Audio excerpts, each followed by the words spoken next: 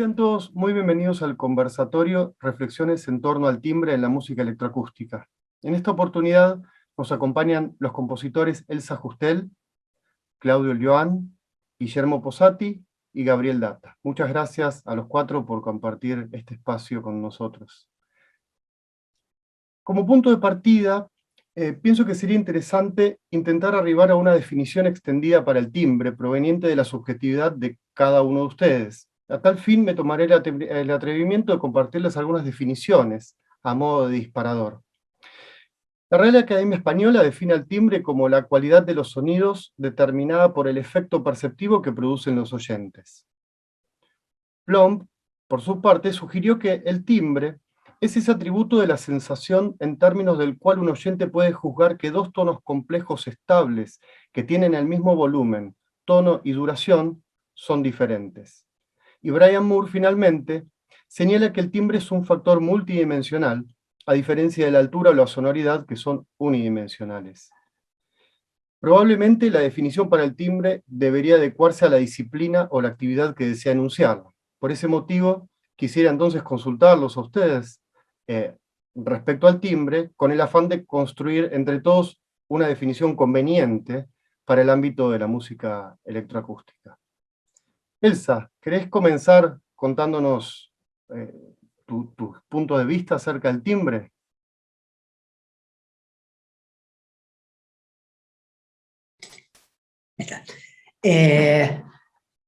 Bueno, para mí básicamente se reduce a la cualidad espectral, es decir, hasta mediados de los 70 el timbre era todo eso que acabas de decir, es decir, una cosa amplia, ambigua y que no sabíamos cómo definir con precisión. Pero luego de las investigaciones de Risset, Max Mathew y Wessel, se pudieron definir las cualidades físicas del fenómeno, que era, digamos, la distribución de la energía espectral en el momento del ataque. O sea, ellos empezaron haciendo el trabajo, la investigación, con sonidos instrumentales. Empezaron con la trompeta y determinaron que el timbre estaba dado por la distribución de la energía espectral en el momento del ataque.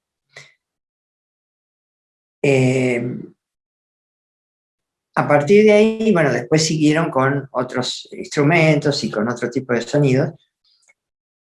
Y a partir de ahí yo diría que es un antes y un después en la música, porque hasta ese momento el timbre era una cosa intocable, o sea, no podíamos modificarlo, estaba ahí, cada instrumento tenía el suyo, pero eso generó toda una serie de consecuencias. O sea, se crearon, por supuesto, software especiales para hacer las investigaciones, que después se convirtieron en software de composición, como Music 5 y otros.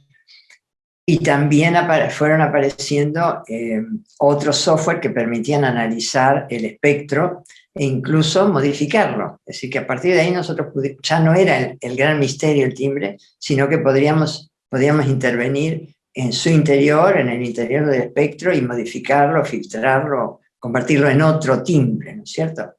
Pero además también generó una serie de consecuencias en la música instrumental, porque los instrumentistas trataron de modificar los timbres de sus instrumentos y fueron creándose las distintas técnicas extendidas. O sea que se fue aproximando más a la música electroacústica, ¿no es cierto?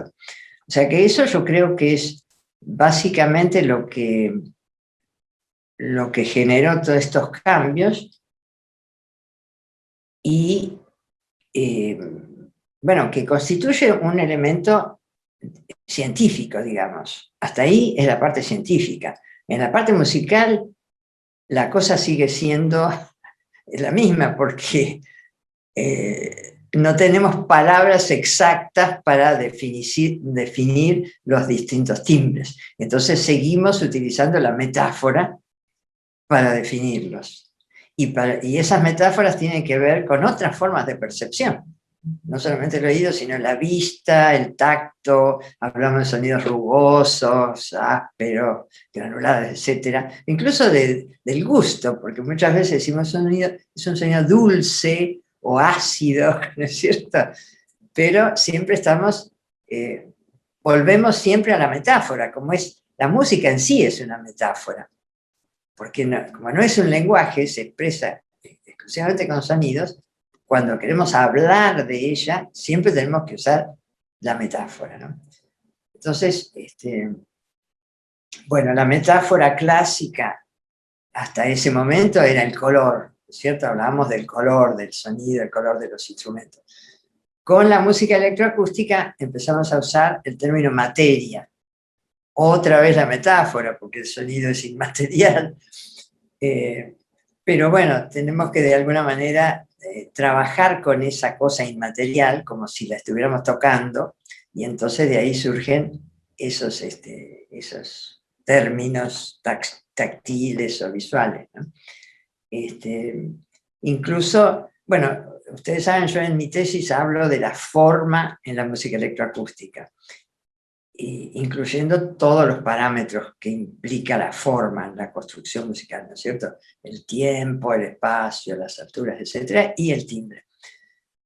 Entonces, cuando me refiero a la forma en la materia, trato de describir las características de esa materia, de cada uno de los objetos, siempre refiriéndome en esos términos metafóricos, ¿no es cierto? Y luego, con el tratamiento de esos objetos, volvemos otra vez a la materia elaborada y nos referimos a texturas con mayor o menor grado de densidad, de homogeneidad, de armonicidad, etc. Siempre utilizando la materia, la metáfora de una materia que no es tal. Globalmente eso es lo que tenía más o menos pensado con respecto a las dos preguntas que vos hacías, ¿no? En el sentido Claro, físico. sí, eso es muy interesante, sí, el tema del cruce de dominios, cómo uno, a partir de lo que siente en un dominio, en la vista, puede definir al timbre, que es algo tan abstracto, ¿no? Y Gabriel, contanos un poco qué pensás vos o cómo lo ves. Bueno, que Elsa ha definido un montón de aspectos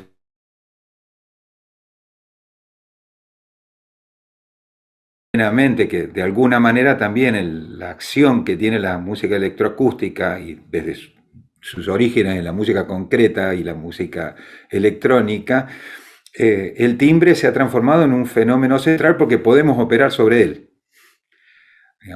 No es que antes no se lo hiciera, pero fue siempre una dimensión, podríamos decir, aunque concuerdo con el término multidimensional, y ahora lo voy a decir.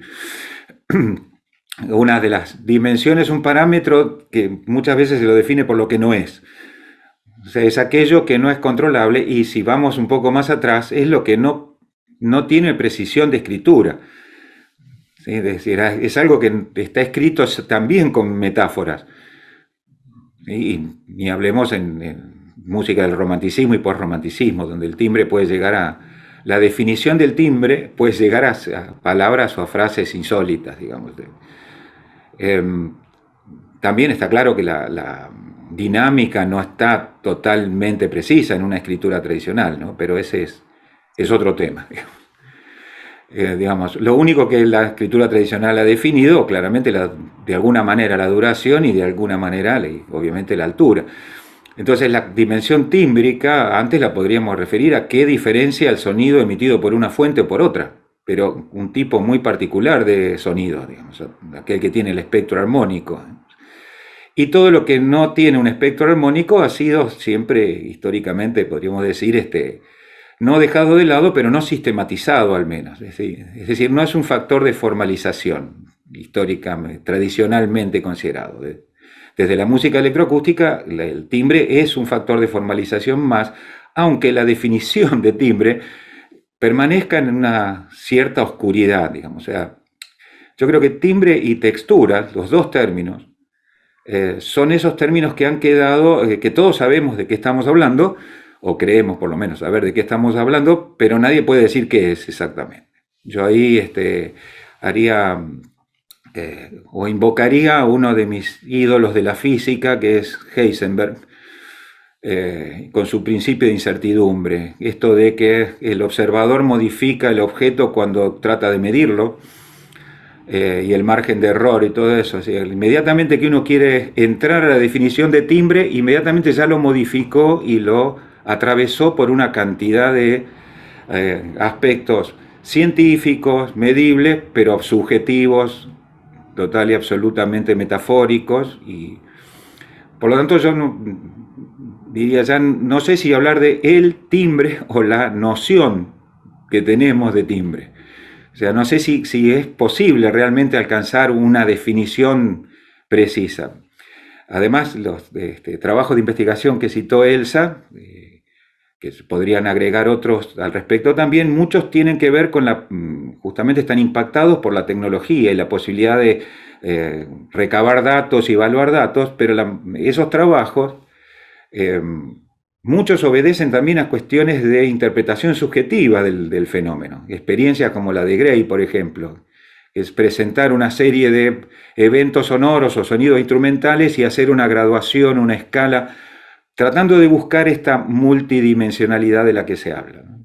Término que también a mí me gusta muchísimo, porque tiene mi vínculo, digamos, con mi lejano estudio de ingeniería, con esta cuestión de las n dimensiones, de la multidimensionalidad, y un poco tratando de imaginar o armar algo en función de tu pregunta, Pablo. Yo creo que siempre de alguna u otra manera vamos a lo que a cada uno le interesa de la música. Yo creo que el compositor en eso tiene un interés, y ese interés lo proyecta a todos los campos. En mi caso, cuando la cuestión de la multidimensionalidad, recuerdo cuando mi profesor de ingeniería me lo enseñó allá hace mucho tiempo, lo que me impactó es decir, ¿cómo puedo pensar más de 3 dimensiones que sean perpendiculares entre sí? Con nombrar un aspecto, creo que más o menos podemos pensar o imaginar.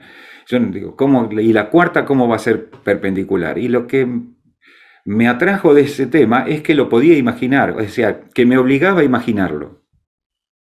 Que el fenómeno no era real, entre comillas, no lo iba a encontrar en el mundo, pero tenía que buscar mi mundo imaginario para poder tratar de entender ese concepto. Y de alguna manera creo que con el timbre me pasa algo parecido. Es algo que podemos hablar de la composición espectral, de la energía espectral. En los estudios de Gray me resulta muy interesante el hecho de que asocian el estudio de la dimensión tímbrica a la sincronicidad de los armónicos superiores, por ejemplo, un fenómeno de sincronismo, que, digamos, si lo extrapolamos podríamos decir hasta casi rítmico. La cuestión del tiempo, cómo opera el tiempo en la noción de timbre.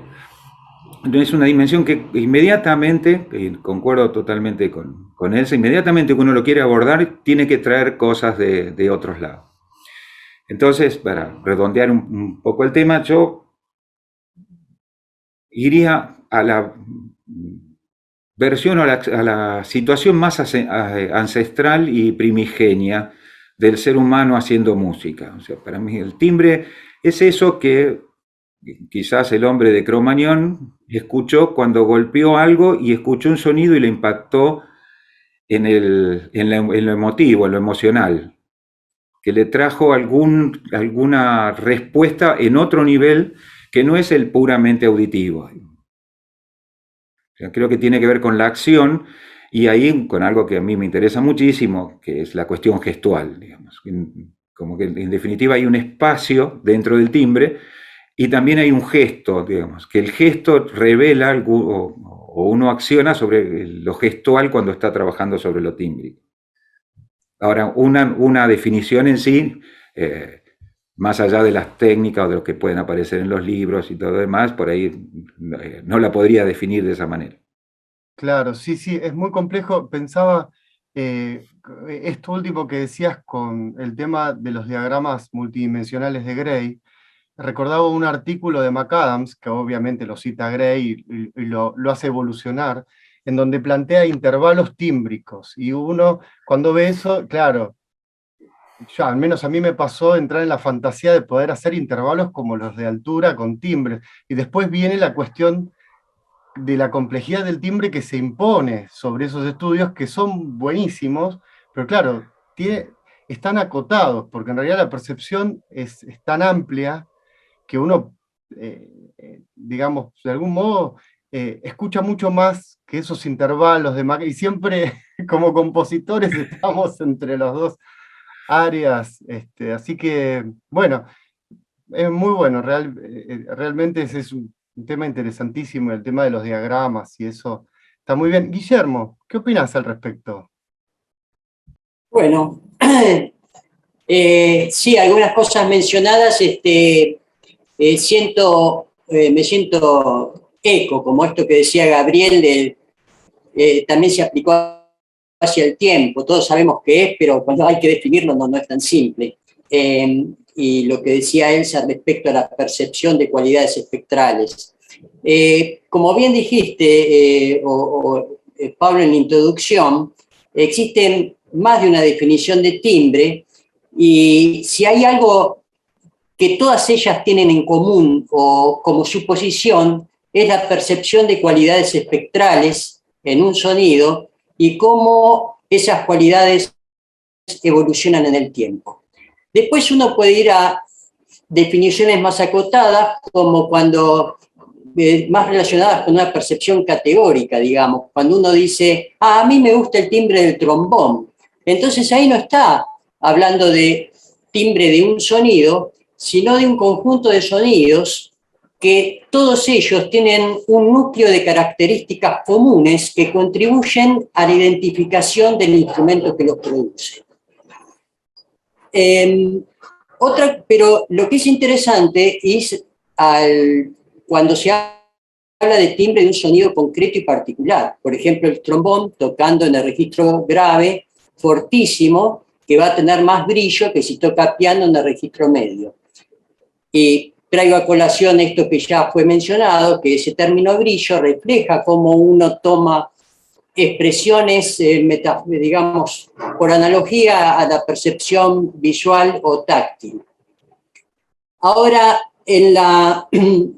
si uno tiene un sonido concreto, posiblemente lo puede pensar como un punto en esos espacios multidimensionales que John Gray fue uno de los pioneros, Stephen McAdams es uno más investigador actual, más actual, y ahí se puede ver como, ahí es un desafío teórico, cómo definir ese espacio, pero si uno, una vez que asume ese espacio, un timbre que tiene características relativamente estables sería un punto en ese espacio.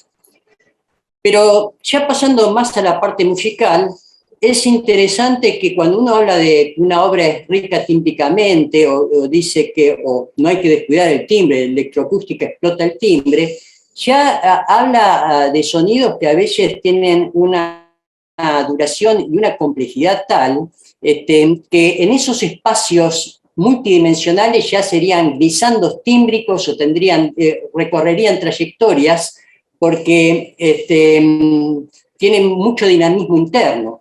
Un dinamismo que plantea, como bien acá está flotando, desafíos muy importantes, porque es como decía Gabriel, una noción nada simple. Pero musicalmente, digamos, uno se encuentra con sonidos cuya duración y complejidad permiten percibir, por ejemplo, elementos que se erigen en focos de atención durante la escucha, por ejemplo, una altura o más de una que constituyen verdaderas melodías internas del sonido, y es muy interesante hacer un tour por adentro del sonido, por ejemplo, localizarlas en el espectrograma, y lo que permite una disección espectral, digamos, por un lado, tener esos elementos que tienen una propiedad de saliencia, que se destacan particularmente, y por otro lado, el remanente del sonido sin esos elementos focales de la atención.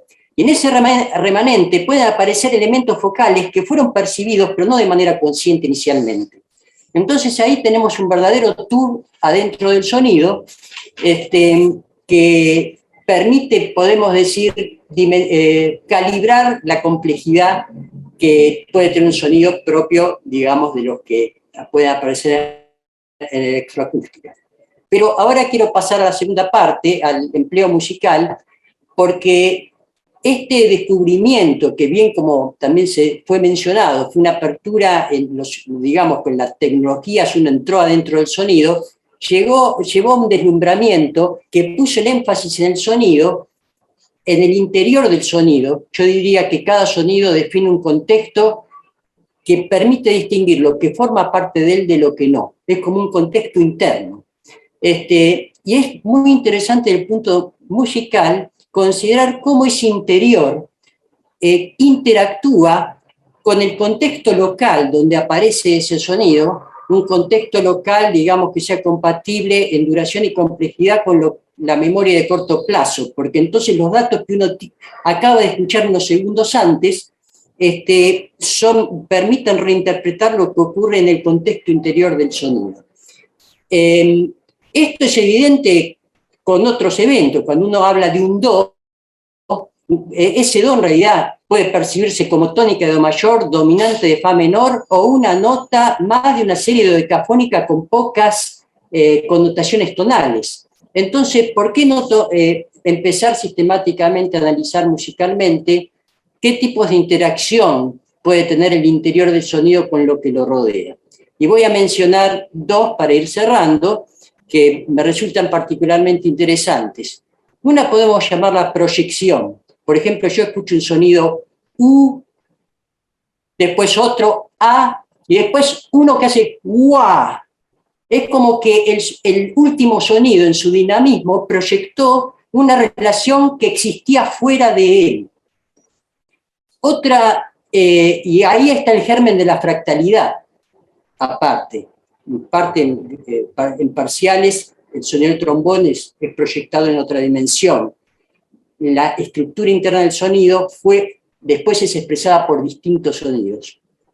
Y otra es la del ritmo interno, cómo interactúa con el ritmo tradicional, cuya concepción, la tradicional, supone que un solo sonido no forma un ritmo. Para ser parte de un ritmo necesita conectarse con otros. Pero nosotros sabemos que un sonido tiene su ritmo interno. La percepción de, batidos, de variaciones espectrales que claramente percibidas y que no exceden 5 o 6 por segundo, generan un ritmo que podemos llamarlo ritmo interno. Entonces yo puedo tener 3 sonidos, pa, pa, pa. Entonces es como un ritmo de 3 sonidos y además que se combina el externo con el interno. Entonces ahí tenemos otro tipo de interacción que podemos llamar ritmo de combinación. Entonces, con esto termino. Después hay otros tipos de interacción, ¿no? También.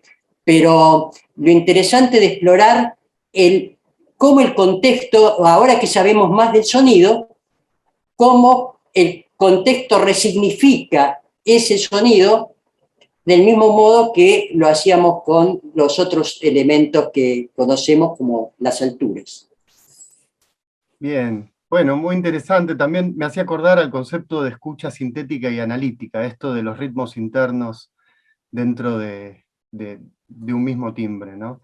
Y bueno, siempre estamos tan cerca todo el tiempo de la percepción categorial, como decías, Guillermo, al principio, que bueno, es complicado, siempre entre las dos orillas. Claudio, ¿y qué podés agregarnos? Una dura tarea con todo lo que ya se ha dicho al respecto. Sí, sí, verdaderamente que sí. Bueno, yo podría decir que indudablemente el timbre es el parámetro más complejo que tiene el sonido. Y me acuerdo que en las últimas páginas del libro de armonía de Schoenberg, que dice que la altura hay que pensarla como un distrito de ese vasto territorio que es el timbre, ¿no? Así, Schoenberg siempre preocupado por la altura y por los intervalos y las series. Sin embargo, él toma conciencia de que el aspecto de la altura es una parte de algo mucho más complejo que es el timbre, ¿no? Y justamente es complejo por eso que sí han mencionado quienes me precedieron, ¿no? La multidimensionalidad que tiene el timbre. En tal sentido, me gustaría a mí rescatar los aportes de Pierre Schaeffer, con su vastísima tipomorfología, ¿no? Que sigue siendo un punto de partida para pensar el fenómeno tímbrico, o como, para serle fiel un poco más a él, para pensar lo que él llamaba el objeto sonoro, es decir, tomar el timbre como objeto sonoro, que justamente un objeto yo lo entiendo como algo que tiene varias dimensiones, ¿no? Y a partir de allí también creo que es interesante sumar los aportes de Smalley con la espectromorfología y la espaciomorfología, y vinculada con esta última, no dejar de mencionar que eh, los recintos de alguna manera son los grandes resonadores y que por lo tanto el tratamiento del espacio que solemos hacer en la música electroacústica, emulando virtualmente recintos, digamos, ¿no? También incide en el resultado tímbrico de un material, ¿no? Dado que una cámara de reverberación colorea, como también colorean las paredes de un recinto, y entonces le aportan o atenúan o enfatizan armónicos de un material, ¿no? Yo creo que el sonido tomado así como timbre objeto, digamos, resulta muy interesante en cuanto a su plasticidad. Uno podría acudir a la imagen de la naturaleza, como tantas veces he hecho en la música, ¿no? Pensando en que los sonidos son organismos vivientes y que como tal respiran, pulsan, pero también podríamos pensarlo con la metáfora del cosmos, ¿no? De los universos, o sea, como que cada sonido puede ser un pequeño, gran universo que puede estar en expansión o que se puede estar replegando, digamos, ¿no? Pero siempre evolucionan. Curiosamente, el instrumentista de música, eh, digamos, valga la redundancia instrumental, digamos, se preocupa a veces por la estabilidad de los sonidos, pero cuando hacemos música electroacústica tomamos conciencia de que los sonidos siempre están en constante cambio, aun cuando tengan fija cierta cosa, como podría ser en algún momento la altura.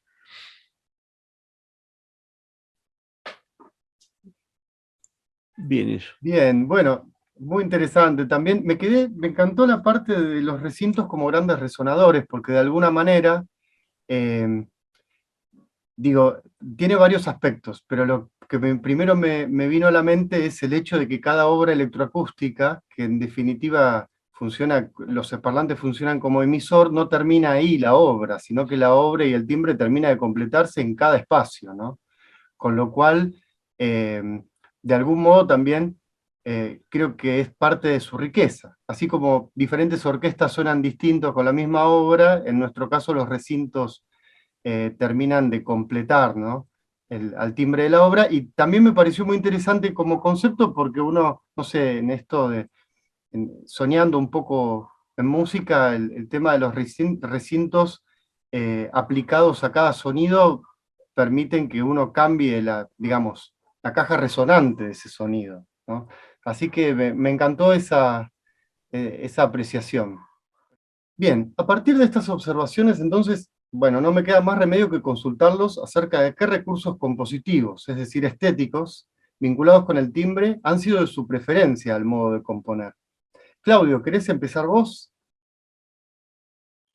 Bien, yo un poco haciendo un recorrido, yo desde los inicios de la década del 80 comencé con mis primeros trabajos en música electroacústica, trabajando en ese entonces con materiales concretos y sonidos creados por síntesis aditiva, sustractiva y las clásicas modulaciones, amplitud, anillo y frecuencia, pero todo con equipos analógicos.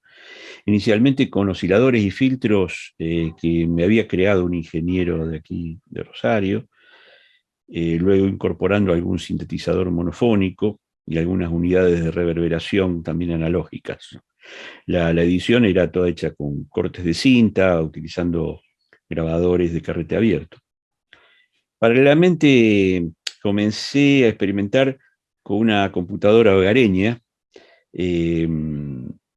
con la cual obtuve mis primeros sonidos digitales, ¿no? Pero en aquellos tiempos esto después lo trataba como una fuente más, es decir, lo registraba en la cinta magnética y lo sometía al mismo tipo de tratamiento del resto del material como un material, digamos, analógico. Ya en la década del 90 tuve experiencias más firmes con la composición con medios digitales. Una obra que trabajé con el Synclavier 2 en el Centro Cultural Recoleta, y en otros casos empleando sonidos del conocido sintetizador de X7. Pero esos trabajos todavía eran grabados luego en carrete abierto, o sea, era de origen digital, pero terminaban en piezas grabadas en cinta magnética, ¿no? Y recién a finales de los 90 comencé a trabajar con editores de audio digitales, y en los inicios del siglo XXI con síntesis por software, incursionando también con algunas experiencias en tiempo real.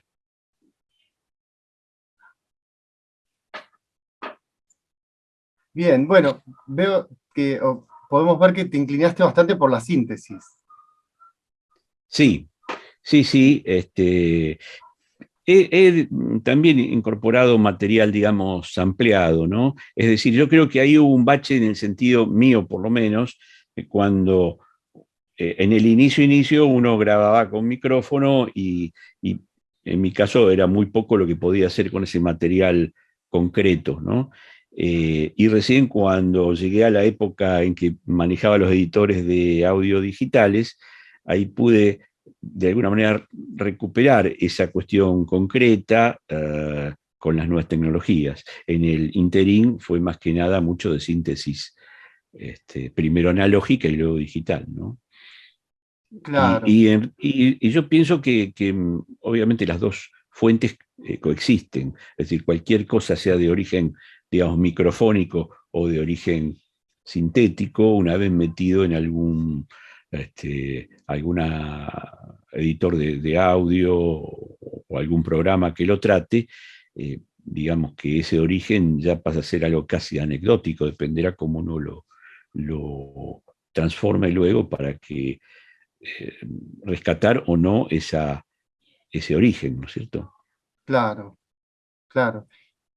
Gabriel, ¿qué nos puedes decir al respecto? Bueno, yo, si bien pertenezco a una generación, yo soy del 60, así que los 70, con todo el desarrollo de sintetizadores y sobre todo de la aplicación de los recursos electrónicos en las músicas más variadas, me encontró de alguna manera en mi plena adolescencia. Trabajé muy poco, casi nada, por las cuestiones de medios, con los medios analógicos.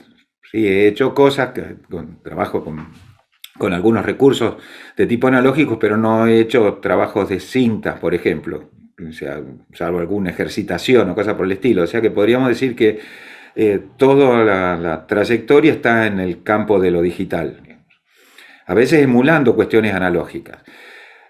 Quizás por eso, a lo mejor como contrapeso, a mí me interesan mucho los sonidos grabados. O sea, me gustan mucho los micrófonos y lo que me aportan las diferentes tipos de micrófono, pero además las diferentes técnicas de microfonía.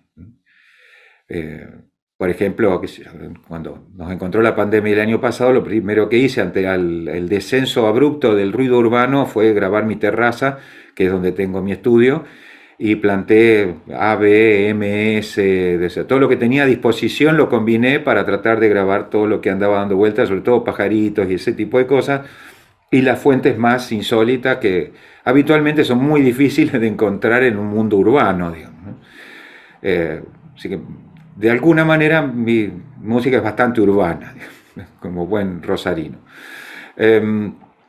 Lo cual no excluye para nada la cuestión de la síntesis. De hecho, en el último trabajo que hice, casi como desafío me construí mi propio sintetizador aditivo en Max y como me autoimpuse a hacer algo con eso, que es en sí la dimensión tímbrica opuesta, digamos, donde hay que trabajar mucho, porque uno de los aspectos que tiene la música o el sonido concreto es no solo la riqueza tímbrica, tanto a nivel espectral como a nivel de comportamiento dinámico en el tiempo, sino algo que en este momento para mí es una cuestión central, digamos, que es la cuestión de la,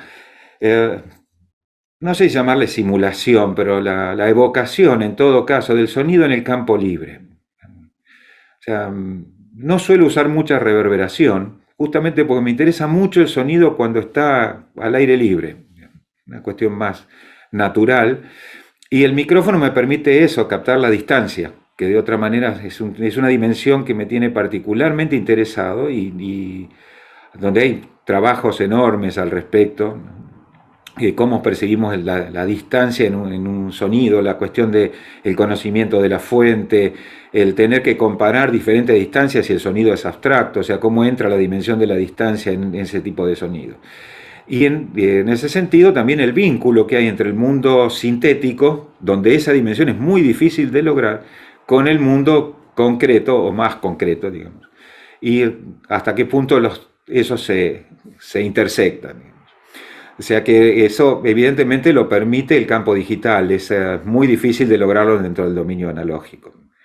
Por eso mis preferidos son los micrófonos, pero por otra parte también ciertos recursos de tipo digital, particularmente ya hace bastante tiempo que estoy trabajando exclusivamente con Reaper, si bien de la década del 90 yo tuve la suerte de trabajar en un estudio de grabación que tenía la última generación en ese momento de Pro Tools, con micrófonos también increíbles, con Neumann U87 y todo lo demás, pero era un estudio de grabación comercial, así que en los ratitos libres aprovechaba para agarrar los Neumann y agarrar el Pro Tools y hacer algunas cositas en el medio.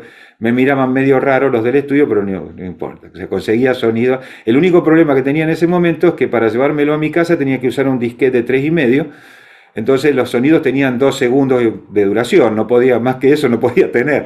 Así que bueno, quiere decir, todos los impedimentos técnicos hacen a la estética. Nunca el impedimento técnico es un problema estético. Lo que sí es una consecuencia, tiene una consecuencia estética. Y esa fragmentación de tantos sonidos también lleva a toda una cuestión de edición y de aprendizaje, digamos. Desde las primeras computadoras, que no sé si se pueden decir marcas comerciales, por las dudas, si no, después lo cortan, Sí, pero no hay problema. mi primera incursión, porque ya es casi una cuestión histórica, digamos, mi primera incursión en ese sentido fue la Commodore 128 de mi madre, la cual le robaba para tratar de hacer alguna síntesis por FM con los 4 operadores que tenía y tratar de sacar algo de esos sonidos, digamos.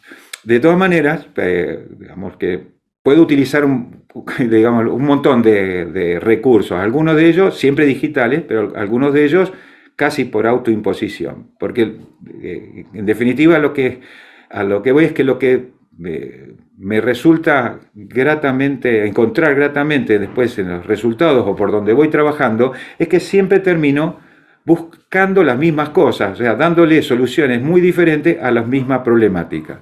En mi caso, la cuestión de la densidad es algo que me interesa muchísimo, la cuestión de lo gestual también, y un aspecto que no lo he encontrado mucho, hablado que se hable sobre ello, pero que me resulta particularmente atractivo, que es la sensación de inercia, que tiene que ver con lo formal, casi más bien que con el sonido puro, con el timbre individual, sino la sensación de que algo va que tiene una cierta dinámica, de repente por una cuestión formal, quizás que tenga que ir cadenciar o lo que sea, tenga que ir, entre comillas, frenando. Y esa forma de frenar es algo que me interesa particularmente. O sea, me centro a veces más en las transiciones que en la parte expositiva, digamos, como a veces me interesa más, desarrollo más esas otras partes, que después me encontré escuchando en otras músicas diferentes, en una sinfonía de Beethoven, por ejemplo. A mí siempre me atrajo de Beethoven no lo podía verbalizar. Después me di cuenta que me atraía mucho la forma en que tenía para frenar las vorágines orquestales enormes, que obviamente una cadencia quinto primero no le alcanzaba. Entonces todo el tratamiento hasta tímbrico que hay atrás de toda esa articulación formal, de alguna manera después entendí que eso es lo que me interesaba escuchar. Claro, muy interesante. Elsa, te veíamos asintiendo con el tema de que uno hace más o menos las mismas búsquedas eh, y las va llevando adelante mediante diferentes procedimientos. ¿Nos querés contar algo? Sí, al sí, yo respecto? sentía porque sentía algunas cosas que decía Gabriel que me hacían sonreír, por ejemplo, el hecho de que uno busca siempre nuevos recursos y cae en las mismas cosas, ¿no? Es lo que yo llamo, los que los demás llaman estilo y que yo llamo malos hábitos o tics. Y yo creo que todos tenemos eso, ¿no? Hay también una preferencia por cierto tipo de articulaciones, cierto tipo de timbres o de movimientos espaciales, etc. Bueno, mi trayectoria, como ustedes saben, fue bastante larga, no sé la edad de los demás, pero pienso que soy la más grande, y bastante accidentada, porque yo en realidad empecé con el sonido analógico sintético, porque tuve la suerte de que se abrió un curso para todo el mundo. No sé si algunos han escuchado esta historia ya otras veces, en lo que ahora es el LIPE, o sea, los que quedaba del SIGMAT que propuso José Maranzano. Y allí tuve el privilegio, porque hasta ese momento, si no tenías un estudio disponible, en la época analógica no podías hacer nada. Y yo de Mar del Plata, sin demasiados recursos, era prácticamente imposible iniciarme en la música electroacústica. Es decir, había estudiado composición instrumental con el maestro Maraño, después con Hualpa, yendo a Buenos Aires, porque acá en Mar del Plata no había nada. Pero, bueno, surge ese curso y ahí, como les digo, empecé con lo sintético, con el ARP 2600. Había también un vocador de fase, bueno, estaba el analizador Catalina de von Reichenbach, pero no lo usamos solamente el sintetizador. Y bueno, y ahí aprendí todo lo que es la síntesis, lo que en ese momento se podía hacer con la síntesis aditiva, sustractiva, modulación en anillo, etc. Pero una vez terminado el curso, que duró 2 años, estaba otra vez huérfana, porque no tenía más a disposición el estudio, pero justo ese año aparece el DX7 en escena. Entonces, con un crédito del Fondo de las Artes, compré un DX7 y empecé a averiguar por mí sola cómo funcionaba eso, y empecé a hacer modulación de frecuencia. Pero yo grababa en cassette, porque no tenía sí, después me compré un grabador de cinta, pero de doble faz, la cinta fina, ¿no? O sea que a veces cortaba también, empalmaba, pero era un desastre. Entonces prefería grabar en el cassette. Y como tenía justamente poca capacidad para grabar, de ahí surge uno de mis malos hábitos, que es la microcomposición o la granulación, o como quieran llamar. Trabajaba con muy pequeños sonidos.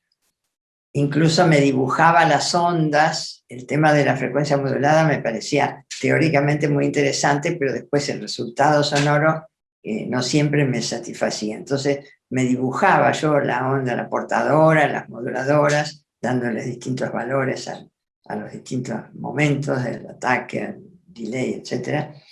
Y fabricaba entonces esas microestructuras.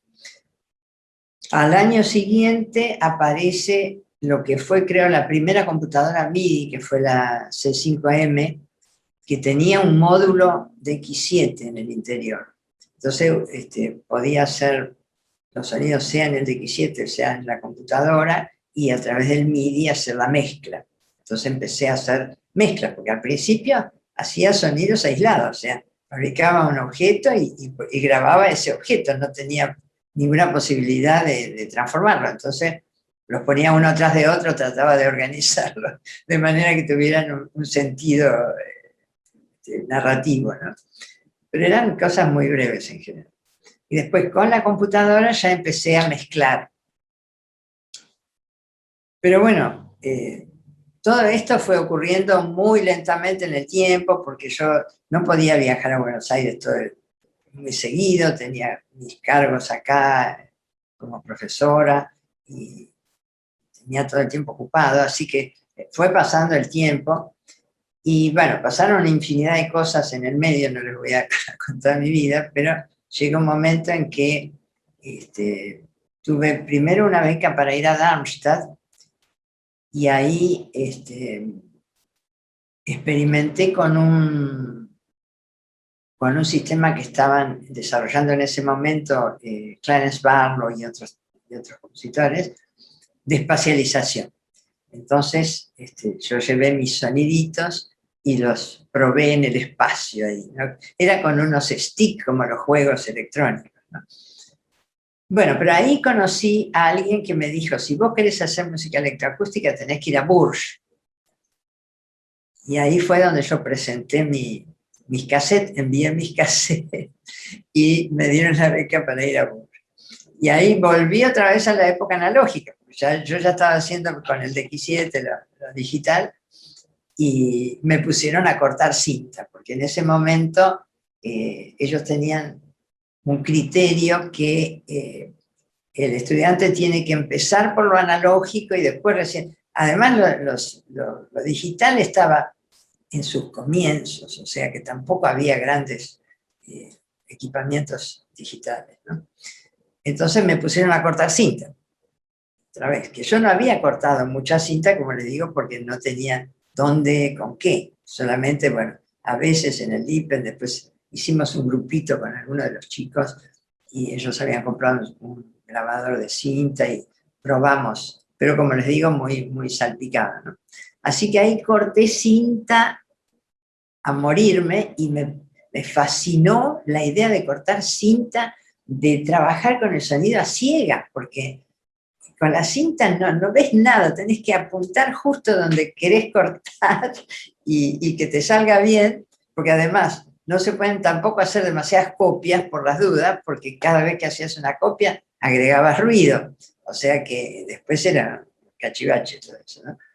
Así que me fascinó la idea de cortar cinta, pero lógicamente con la llegada de lo digital me sentí un poco más aliviada porque las cosas se podían hacer de otra manera. Pero ahí, aparte de cortar cinta y experimentar siempre con medios analógicos, porque ellos tenían, en el estudio analógico, tenían un RCF, que es el tipo del ARP 2600. Entonces, bueno, hacía sonidos de síntesis de ese tipo, pero también grabación con micrófonos. Entonces, ese fue otro de mis deslumbramientos, porque tenían los micrófonos que se te ocurran, y experimentaba moviendo los micrófonos. También la noción del espacio, ¿no? De grabar.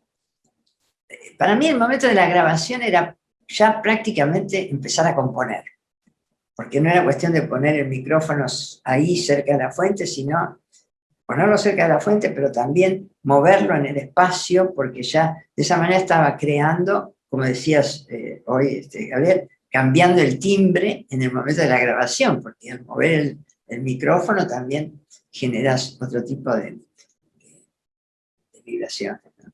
Así que también grabé mucho, y por supuesto, con los elementos que encontraba a mano ahí en el estudio, cualquier cantidad de cosas, de las bobinas de las cintas que estaban vacías, o un zapato, o lo que encontrara a mano, todo era posible de grabar. Además, bueno, como residente, esto es parte de la anécdota, pero que me enseñó mucho también, hubo dos cosas que me enseñaron mucho, y una fue que como residente yo tenía la obligación, entre muchas otras tareas, de hacer grabaciones para el estudio, para distintos fines. Y ellos hacían un trabajo con los niños, tenían un sistema que se llamaba el Memovoz, que lo usaban en las escuelas primarias, y también a veces en secundaria, pero sobre todo en primarias, y al final del año los chicos trabajaban el sonido, con Roger Cocchini, que era el instructor de ese momento. Al final del año hacían un festival con la música electroacústica hecha por los niños. Entonces me dieron como tarea grabar toda la ciudad, todos los eventos que se producían en la ciudad, porque iban a hacer un paisaje sonoro de Bush, los chiquitos. Entonces yo salía con un DAT que recién había aparecido y los micrófonos de estos que se ponen en los oídos, a grabar todo lo que pasaba en la ciudad. Me fui a los partidos de fútbol, yo odio el fútbol, pero me fui a los partidos de fútbol, me fui a un lago que hay ahí a grabar cosas náuticas, fui al teatro, fui a una pajarería, fui al diario local porque yo pensaba todavía que los diarios usaban las rotativas y todo ese tipo de ruido, ¿no? Bueno, grabé todo lo que pude encontrar. Y bueno, y eso me ayudó a grabar de distinta manera, grabar en ambientes cerrados, en ambientes al aire libre. O sea, eso fue para mí una experiencia, aparte de ser parte de una aventura, digamos, fue muy instructiva, ¿no? Y como decía Gabriel, yo también prefiero el sonido concreto, el sonido grabado del natural, porque tiene esa riqueza que, además, en esa época todavía el sonido electrónico era muy rígido, ¿no? Ahora podemos hacer muchas más cosas con el sonido de síntesis, pero en ese momento los timbres estaban ahí, eran muy, muy duros, ¿no? Muy reconocibles, además, ya sabíamos que este era un Korg, este era un Prophet, ¿no? Cada máquina tenía su propio timbre, su propio sonido, mientras que el sonido natural es mucho más rico, ¿no es cierto? Así que yo prefiero el sonido grabado. Por supuesto lo mezclo también, como dijo Claudio, en todas las obras hay un poco de las dos cosas, ¿no? De ahí es que lo llamamos electroacústica, ¿no? También utilizo algunos sonidos electrónicos de vez en cuando para mezclar, para hacer otro tipo de ambiente, ¿no? Y bueno, y lo que uso en este momento, después de toda esa trayectoria tan accidentada, logré, por supuesto, estuve muchos años en Francia y fui evolucionando con la tecnología, ¿no? Es decir, cada nuevo sistema que aparecía, lo conseguía o tenía oportunidad de trabajar en distintos estudios. Y cuando decidí establecerme aquí en Mar del Plata, de vuelta, bueno, me instalé un estudio que Pablo conoce bien, con lo que en ese momento era lo último, ahora ya está quedando obsoleto después de 13 años, lamentablemente, pero yo había trabajado con Pro Tools en la mayoría de los estudios europeos, salvo en Barcelona, que todavía usaban PC, y en alguna parte de Bélgica, pero el resto de los estudios en los que trabajé era siempre Pro Tools, o sea que lo conozco desde que nació a Pro Tools. Que al principio era estéreo, después 4 pistas ya era todo un logro, después 16, ya después 32. Me acuerdo que una vez lo fui a ver a Mandolini a Lille, y le digo, che, viste, ahora tenemos 64 pistas. Era una... No, me dice, yo uso 16 porque si no, no las veo y no sé en qué pista estoy, así que yo me limito a 16, decía. Bueno, la cuestión es que acá tengo un equipo con Pro Tools, una versión es decir, tengo dos versiones de Pro Tools en las dos computadoras, dos distintos, o sea que tengo que estar pasando de una a la otra porque tengo distintos tipos de cosas en las dos. Tengo una autofonía de buena calidad y trabajo con Pro Tools para todo lo que es la mezcla y demás. Y tengo, por supuesto, uso cuanto software encuentro a mano. Mi proveedor habitual es Roger Coquigny, que fue mi instructor en Bourges y que ahora somos grandes amigos, y él siempre está hurgando en las nuevas cosas, y él me pasa todo tipo de programas, de plugins sobre todo, para hacer tratamientos. Pero mis amigos de siempre son Waves, que también lo conozco desde que nació, la primera versión. No, bueno, después fue sacando varias packs más complejos, pero yo siempre uso el Native porque hay un montón de plugins, pero los que más me parecen más útiles son el filtro paragráfico, es decir, tiene un filtro paramétrico muy interesante, no me acuerdo, de muchas pistas, pero uno que es paragráfico, o sea que tenés las dos opciones, podés dibujar la onda como se te ocurra. Tiene la reverberación True Verb, que a mí me resulta que también, lo que tiene es que es muy técnico, vos podés modificar la configuración del plugin y lograr cosas, muy rico en ese sentido. Bueno, y después tiene otros plugins más que uso con menos frecuencia. Y otro de los plugins que utilizo es Jerem Tools, que también lo conocí cuando nació, porque fue mi primer encargo de Jerem y yo había presentado un proyecto para hacer con Citer. El Citer es un sistema que ellos crearon, que era un poco como el de que creó Xenakis, que se dibujaba en la pantalla.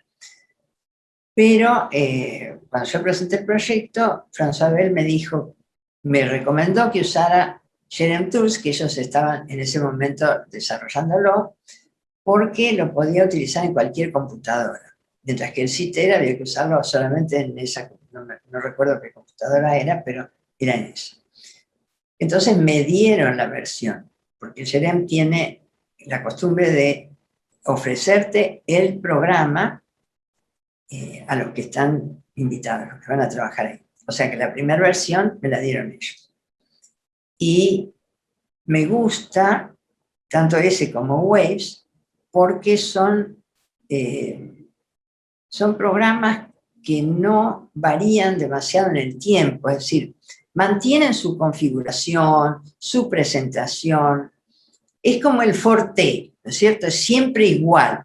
Va modernizándose, agregando algunos efectos nuevos, pero vos lo abrís y sabés dónde están las cosas, no tenés que estar perdiendo tiempo buscando dónde era aquel filtro o aquella cosa, ¿no? Eso es algo que me gusta en todas las actividades, ¿no? Tener una herramienta que me sea fiel, que no me plante, porque además son bastante seguros, tanto uno como el otro.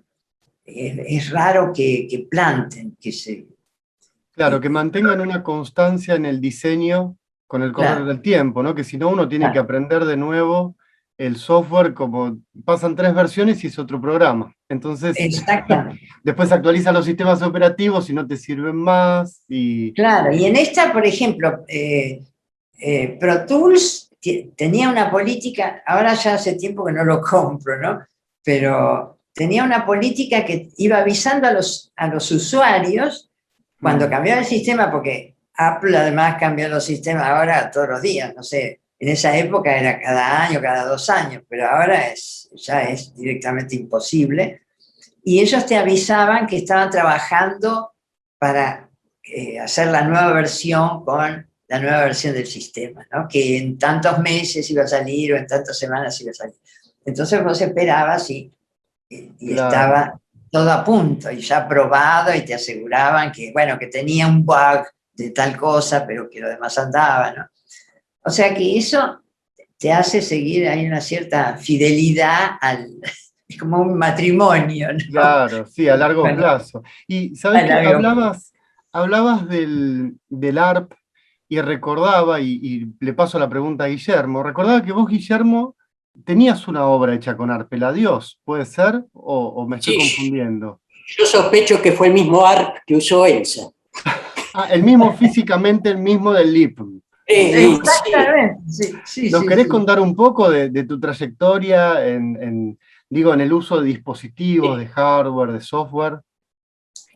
Sí, me inicié en el mundo analógico con corte de cinta con un sintetizador ARP 2600, digamos, controlado por voltaje, modular, una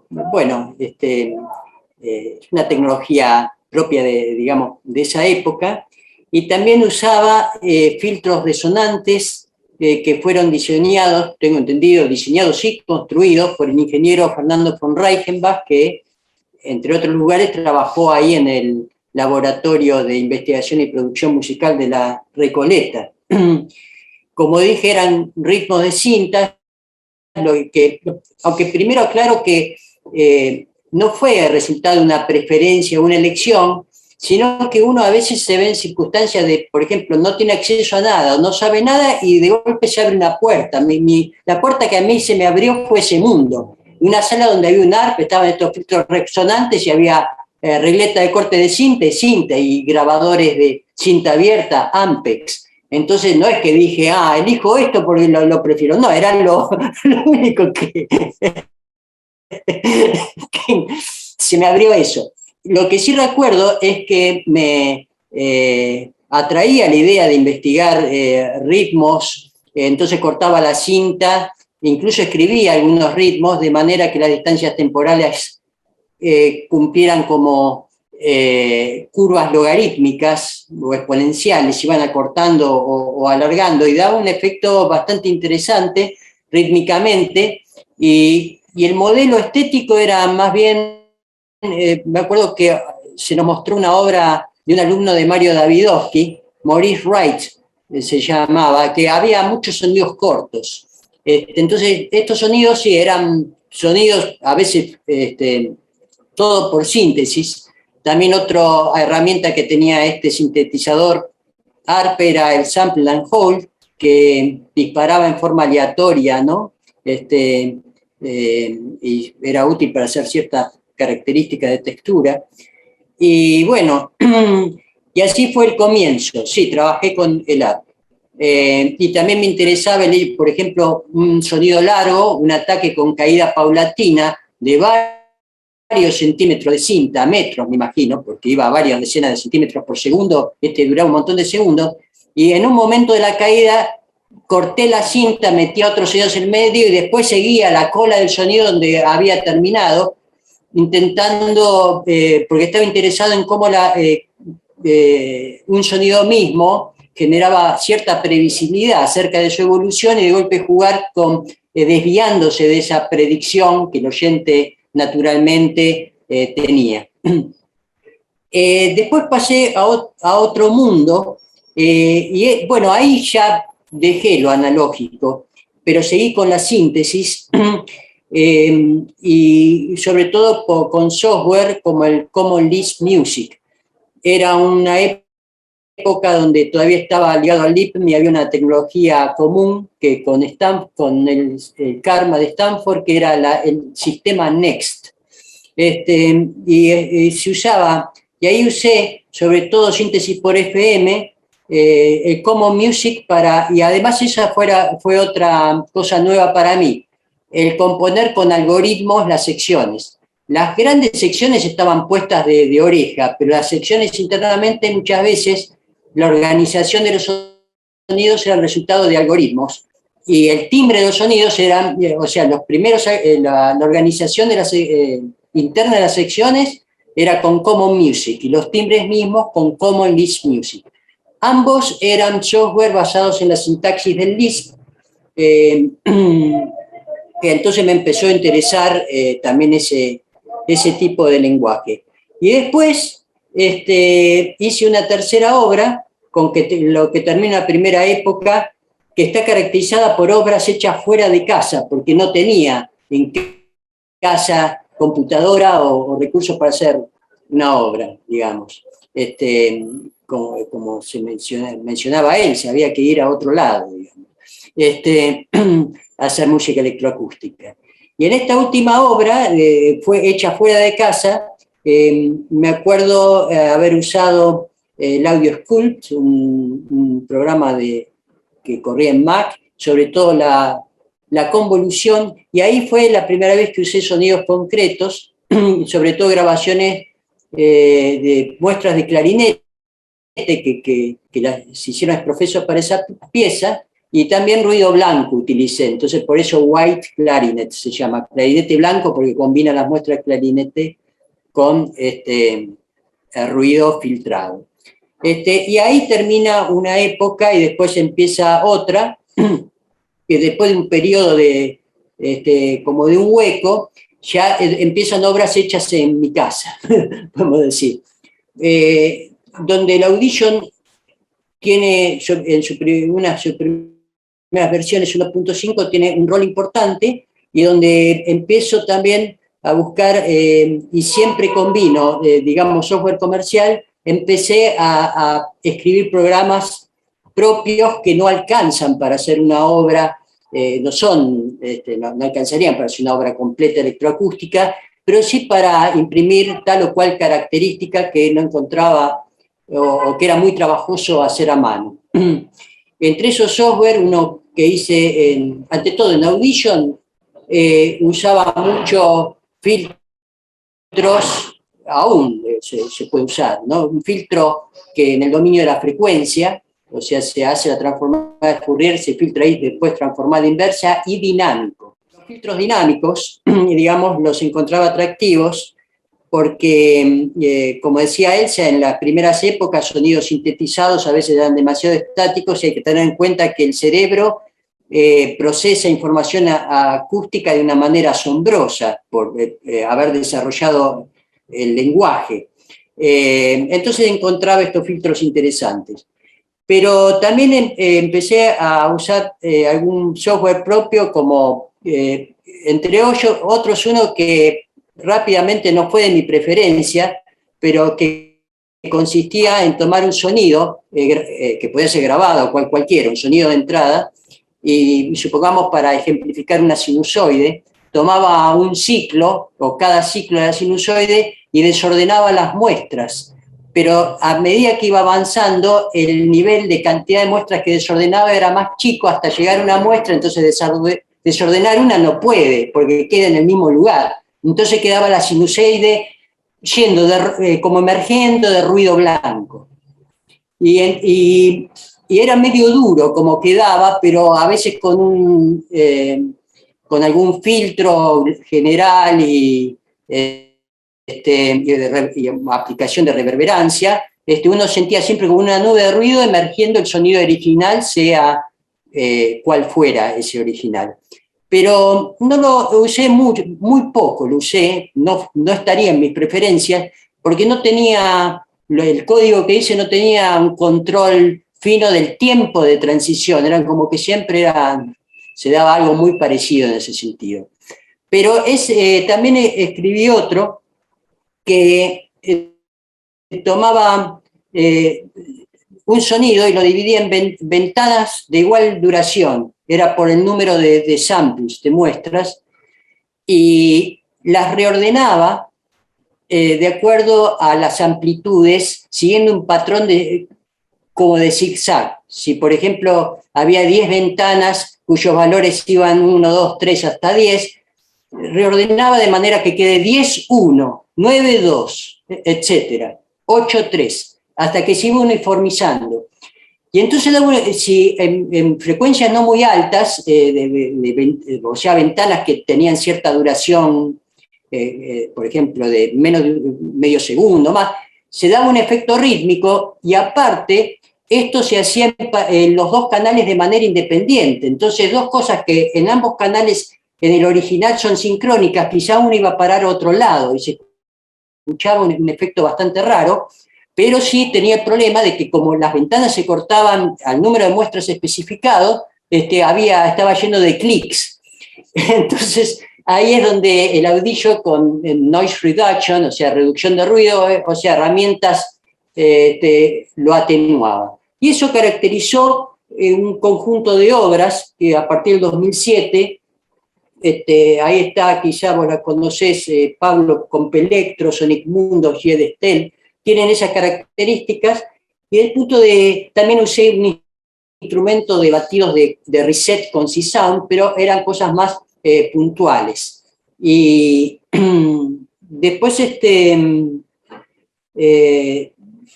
creo que en esas obras, digamos, ya la organización global de la macroforma tenía en cuenta, estaba creo que mejor conciencia respecto a obras anteriores, respecto al manejo de la altura, en el sentido de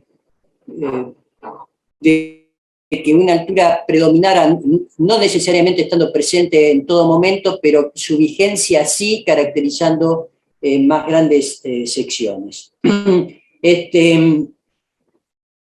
Y bueno, y las fuentes empecé ya a tomar muchos sonidos, grabaciones de sonidos naturales, precisamente por lo que dijeron quienes me precedieron, por la riqueza natural. Empecé a tener conciencia más clara que las fuerzas elásticas que están en juego en una caña, podemos decir, cuando sopla un clarinetista, es simular todo eso con los aspectos aleatorios, era como imposible.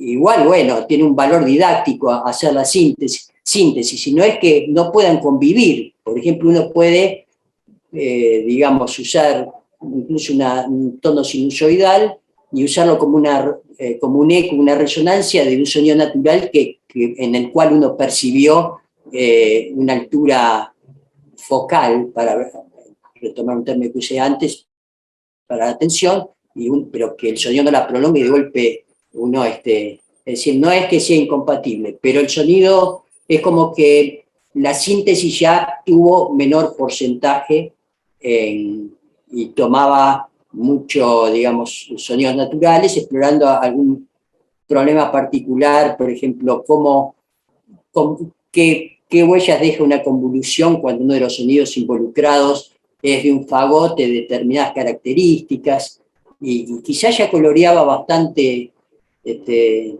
Después, si uno quiere usar en otra obra el mismo principio, es como que le da el mismo color y quizás tiene que buscar una variante. Quería decir al respecto de lo que estuvieron comentando, que me resulta muy interesante, digamos que en la actualidad el terreno de la síntesis y el sampling terminan cruzándose, ¿no? Porque digo, dentro de la síntesis tenemos la síntesis por modelado físico que ha conseguido resultados muy cercanos a los sonidos acústicos, y dentro de lo que sería el audio, también tenemos programas como el SPEAR y otros que sintetizan el audio. Entonces podemos tener desde el audio digamos, un sonido sintético, y desde la síntesis un sonido muy similar al acústico.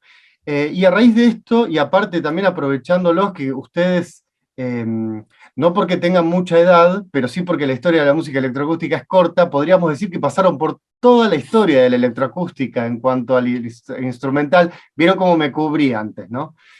Sí. Pero es verdad, porque pasaron desde las cintas hasta las técnicas digitales actuales. Entonces, me gustaría preguntarles a cada uno si podrían, en el hipotético caso que tuviesen un estudiante al cual le quieren recomendar un software específico que sea de su predilección para modificar el timbre. Uno, ¿y por qué? O sea, tengo un estudiante hipotético que está trabajando sobre el timbre, entonces a mí me gustaría decirle, bueno, te recomiendo este software por tal motivo. A ver si es posible. Bueno, Gabriel, ¿querés arrancar? Difícil. Bueno, difícil, ¿no? Muy. Sí, porque ahí hay que ver también la cuestión de la disponibilidad de software. O sea, yo creo que dentro Imaginemos de un los mundo software, ideal en donde nos regalan en la un mundo licencia ideal, el o lo FreqWarp del conseguimos. Serem Tool. El FreqWar del Gerent Tools particular? me pareció maravilloso por la cantidad de variantes, sobre todo en función también de un poco lo dijo Guillermo, Elsa también, el problema de cuando un proceso que aparentemente es muy diferente termina dando los mismos resultados, es un problema. Y el FreqWar es uno de los pocos que yo encontré que podía conseguir muchos resultados absolutamente diferentes, con lo cual, bueno, obviamente hay que manejarlo, pero y se vuelve impredecible ese resultado también, eso en cierto sentido a veces puede ser un problema también, con lo cual el control y la audición agudiza las dos cosas, la audición y el manejo del software. Ahora, el problema que tiene ese software en particular, porque me pasó con una obra, yo tengo una obra para guitarra en tiempo y electroacústica en tiempo real, que es un patch de Max MSP, que usé FreqWar para hacer las transformaciones que son de las que más me interesaron, me parecieron maravillosas, hasta que cambió el sistema operativo y ya no tuve más el FreqWar y entonces esa parte de la obra no la puedo reproducir. Entonces la obsolescencia es el mayor problema. Yo creo que la obsolescencia, ahí está el mayor problema. Es como si hubiera tratado de construir el instrumento. No se construyen más clarinetes. Bueno, exactamente, una cosa así. Pasa algo parecido, ¿no? Que en sí lo pude de alguna manera resolver en una de las grabaciones que hice de la obra, que todavía estaba funcionando en Belo Horizonte, con un guitarrista de Belo Horizonte que tocó la obra allá. Como la tenía grabada, el resultado del proceso de la guitarra pasando por ese soft en tiempo real, lo retuve, digamos. Entonces, la obra la pude, entre comillas, rearmar ese fragmento, reconstruyéndola de alguna manera con técnica o sobre soporte fijo. Lo cual en sí tampoco me resolvió el problema de la obra, pero no un problema quizás casi estético de la obra, que era que el sonido que surgiera en vivo fuera el del propio guitarrista que lo está tocando. Entonces, ese fragmento, eso se perdió, obviamente, porque es el guitarrista de Belo Horizonte, ya no hay posibilidad de que eso se vuelva a hacer, salvo que tener otra versión, etcétera, pero a la larga vamos a caer en el mismo problema. De allí que, por ahí si tuviera que les decir un software hoy que es muy flexible, que se actualiza mucho, que es totalmente compatible y que uno no debería tener ese problema, es Reaper. Claro. Porque no solo por el software en sí, que yo, que soy, como les decía antes, nacido prácticamente en la parte digital, cuando desde Pro Tools en adelante creo que alcancé a usar todos los modelos, ya directamente dejé Pro Tools de lado y estoy totalmente volcado a Reaper, fundamentalmente por la flexibilidad y porque en este momento a mí me interesa mucho la cuestión, por supuesto, Ambisonics. Reaper maneja 64 canales de audio, lo cual lleva a Ambisonics orden 7, eso es enorme, sin exigir de las computadoras, o sea que uno no necesita una computadora que sea una Next, lo que hoy sería una Next, ¿no? Y por otro lado trae todas las herramientas y trae una que recién nombró Guillermo, que para mí es, junto con la síntesis granular, que es un recurso, una de las herramientas que me resultan particularmente atractivas, que es la Reaverb, que en realidad eso es un convolucionador de cualquier cosa con cualquier cosa, lo que me está permitiendo algo que es en sí prácticamente la preocupación mía, que el vínculo, recién lo nombraban también Elsa y Guillermo, el vínculo entre la relación entre lo sintético y lo concreto. Y esa estabilidad que tiene el sonido sintético, esa especie de demasiada estabilidad, no quisiera decir falta de vida, pero a veces por ahí parece, yo la asocié en parte a que le falta algo que tienen los instrumentos, o la mayoría de los instrumentos de cuerdas por lo menos, que es la caja de resonancia. Entonces me estaba planteando en los últimos trabajos decir, bueno, ¿qué pasa si a los sonidos sintéticos le pongo una caja de resonancia?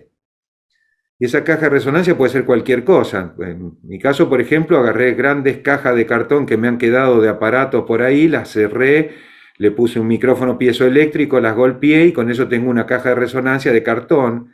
O agarré quedó un tubo de 4 metros en mi casa, hueco, le puse el piezoeléctrico en una punta, lo golpeo en la otra, entonces tengo una especie de campana tubular extraña que le agrego a cualquier sonido, entonces tengo como una cuerda mezclado con la resonancia de un tubo y ese tipo de cosas. Eso me tiene, particularmente me atrae mucho en este momento, y eso me lo permite la convolución.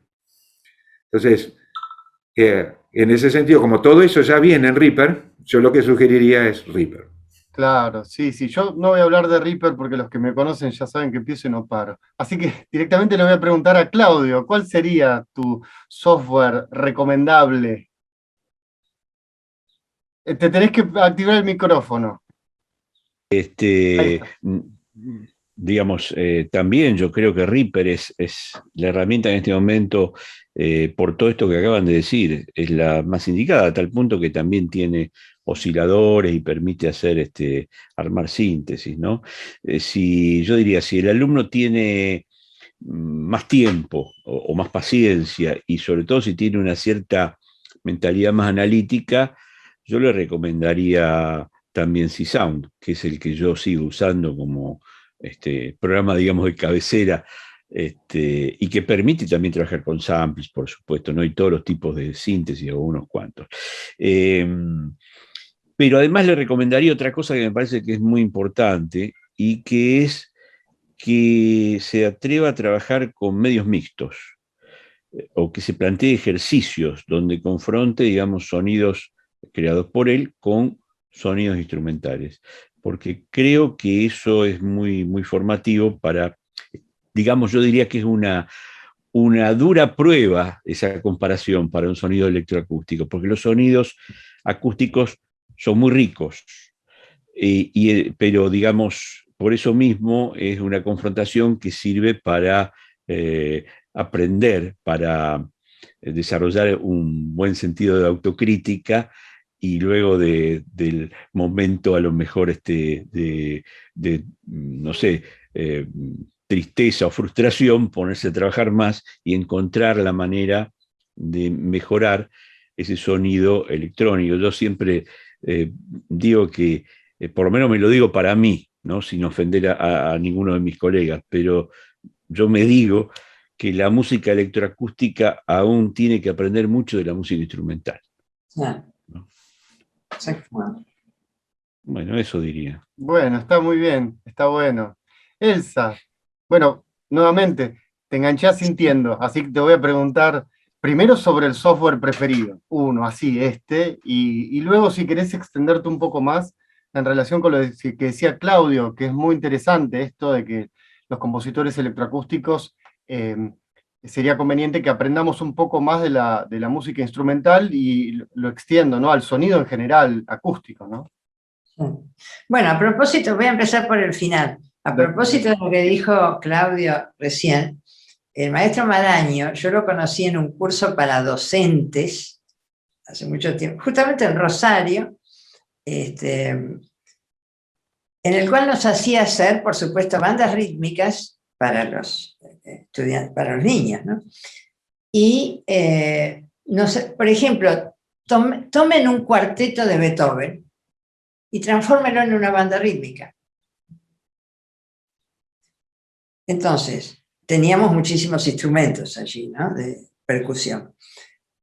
Entonces era un poco como componer en electroacústica, porque teníamos que reemplazar las alturas, los timbres por otros timbres y alturas indefinidas, pero respetando ¿qué? La forma del cuarteto, el discurso, la narrativa, la dinámica, el tipo de articulaciones, la segregación o la desegregación o la acumulación de elementos. Todo eso estaba en lo que hacíamos con los instrumentos de percusión y coincidía con el cuarteto, ¿no es cierto? O sea que de alguna manera esa idea me pareció muy interesante, y creo que tiene que ver con la primera parte de la pregunta.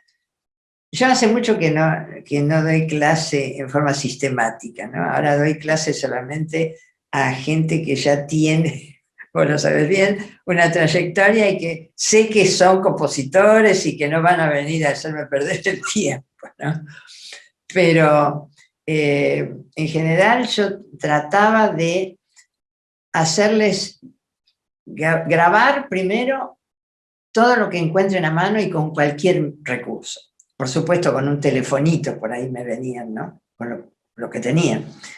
Y después armar con eso algo que quiera decir algo.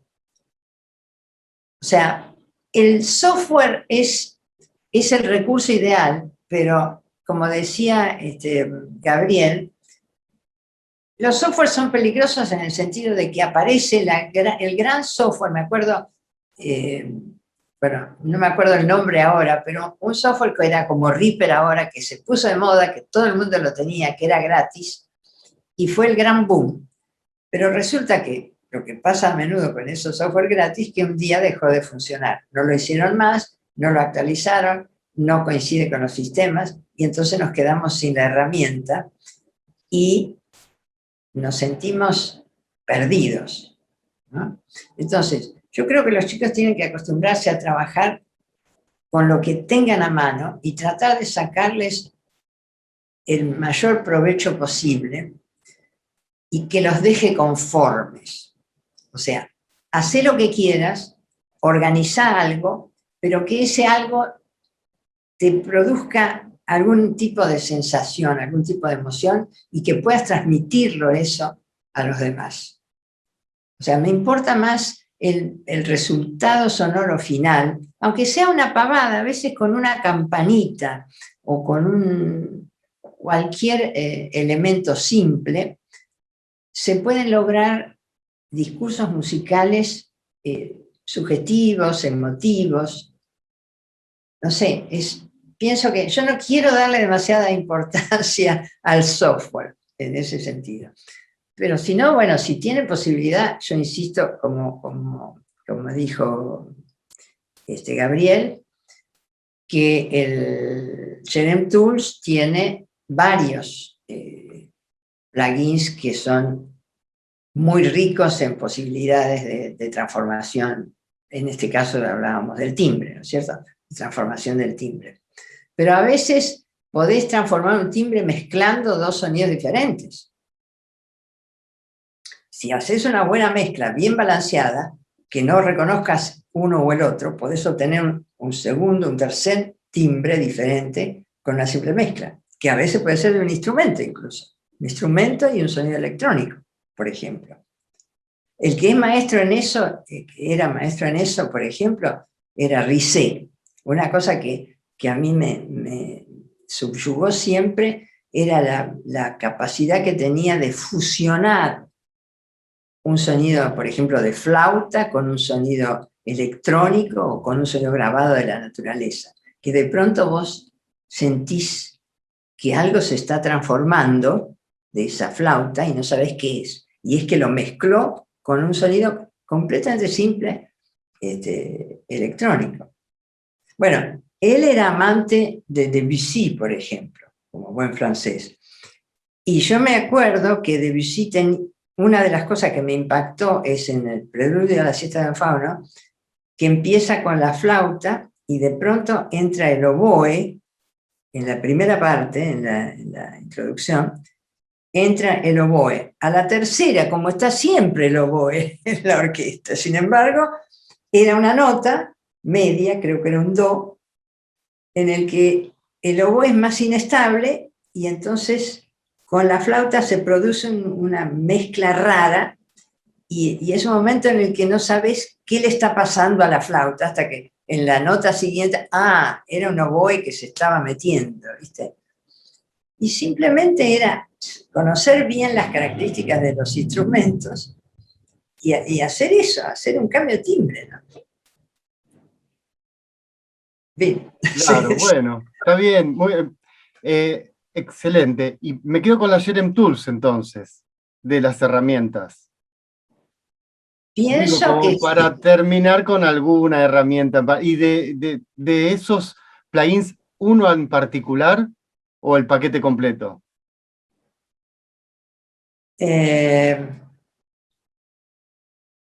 Bueno, ahora hay algunos nuevos, como el Fusión, por ejemplo, que justamente es eso, para fusionar distintos timbres.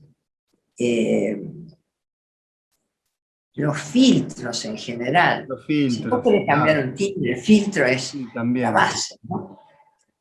Los filtros Bueno, y me quedo con eso. Tomo eso para el estudiante hipotético. Y Guillermo, ¿nos puedes sugerir alguno de tu preferencia? ¿Qué nos puedes comentar al respecto? Sí, una cosa es la preferencia, otro lo que uno le aconsejaría al otro, porque como dice la frase, para consejo sé equivocarme solo. la, eh, bueno, yo, digamos, no hablé de la actualidad, pero en la actualidad sí incursioné en el Reaper y tal como hizo los colegas de Rosario y particularmente Gabriel respecto al Ambisoni, que es de un poder notable.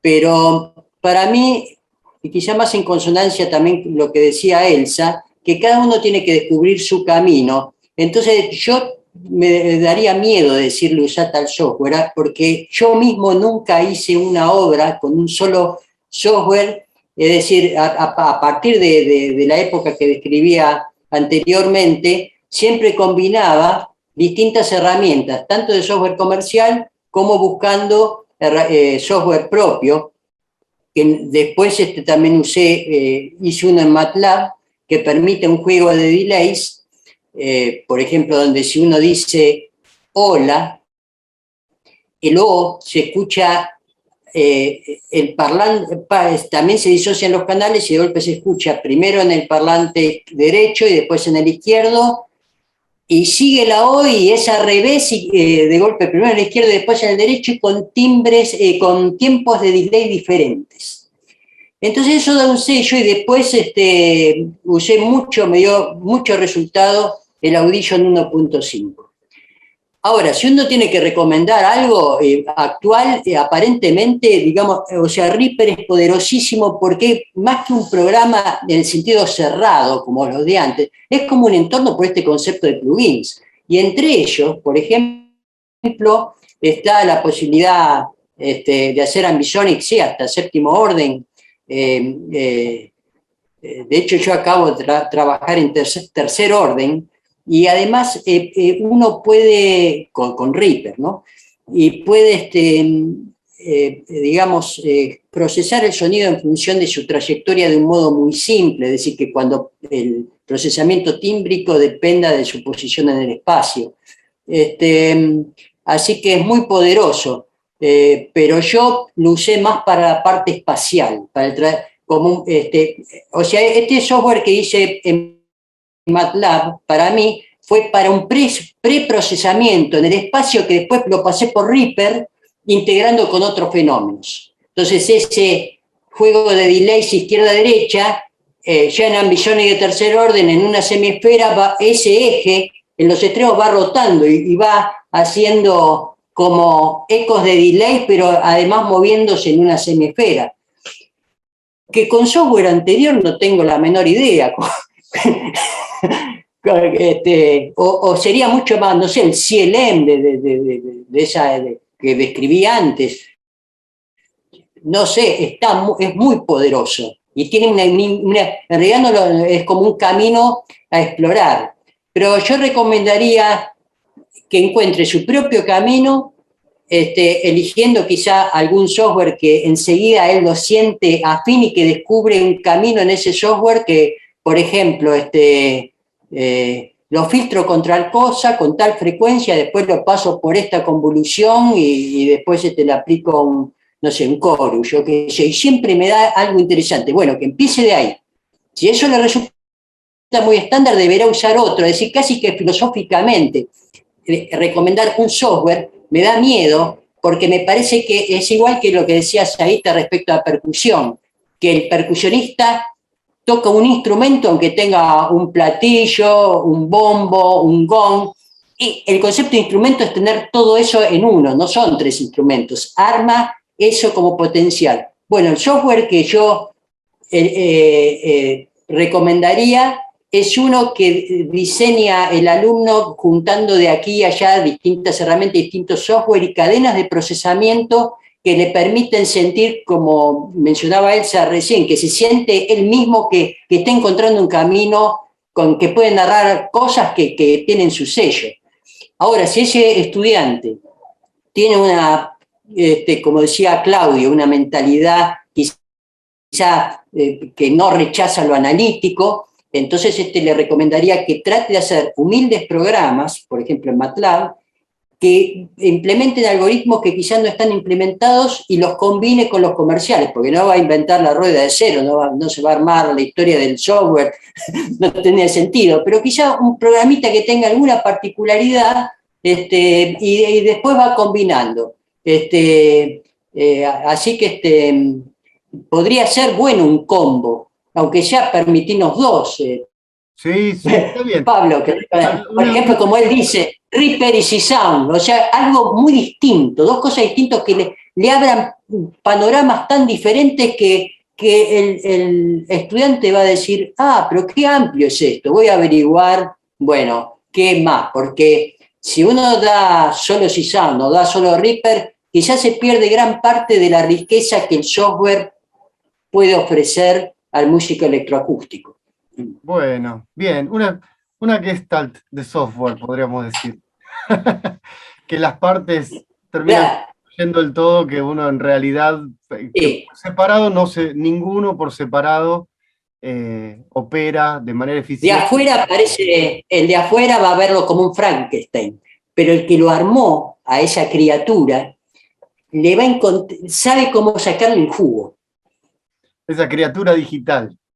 Bueno, Claro, la descubrió uno. claro, bueno. Bueno, realmente me parece que fue maravilloso todo lo que expusieron, muy rico.